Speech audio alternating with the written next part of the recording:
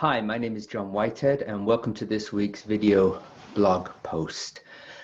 My practice as an executive and leadership coach means that I speak to a lot of senior and emerging leaders in organizations.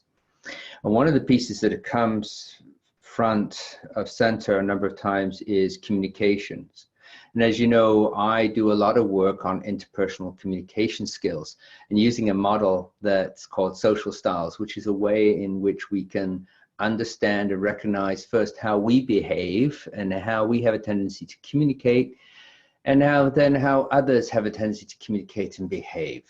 And then once we figure that out, how do we communicate them with them in a way that they easily understand, so we don't miss all that communication that goes on. So that's one piece of it. The other piece is, so when do we communicate? And the answer to that is always. We always communicate. So for example, I've been working with a client that has had some challenges with a particular employee. So we talk about how to approach that employee, and when to approach that employee, and how to have those difficult conversations with them. Also, one of the other situations that comes up is when there are changes happening. For example, if a leader has just taken on a new role, that really, in essence, is a change in the organization, right? And we talk about change management, but sometimes we forget that, you know, if you move people around in an organization and you're that person moving into a new role, that's change. It's change to those around you. One of the subtle things that happens there is if you were part of that peer group and now you become that peer group's leader, so you're the one that was promoted up, what happens? And I distinctly remember in my own situation when I was promoted up into a leadership role from a peer group, I distinctly remember the difference in the way I was talked to, or the difference in the way that communications happened. I remember one person in my previous role, I'd get on the phone to talk to these individuals. And I remember one person, like I'm talking to him, saying, boy, he just sounds different. And it was the way that he was dealing with me. And I was working with a client this week that made that same comment, that he noticed that suddenly there was a difference in the tone of the person's voice and in the way that they were approaching them.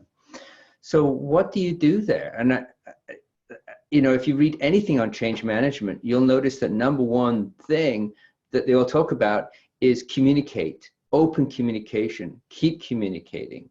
And so some of the little tricks that I talk about is make sure that you are consistently communicating with individuals. So for example, if you're walking down the hallway and you pass to that individual, just stop and ask him how it's going, or if there's a project, ask how that project's going on. Stick your head in the door of one of your staff members, see how they're doing.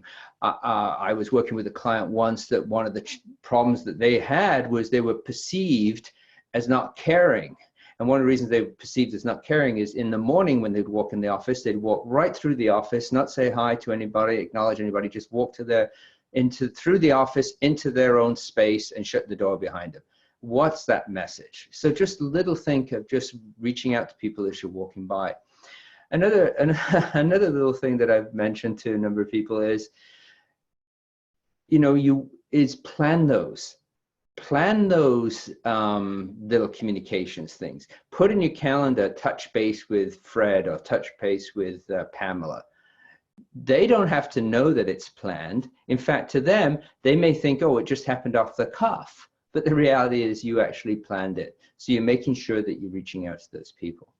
So make sure you're consistently communicating, letting them know that you are available.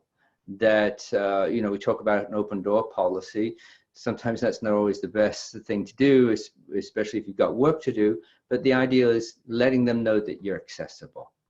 So there's my weekly comments for this week on leadership, what it means to be a leader, how you can keep those lines of communications open.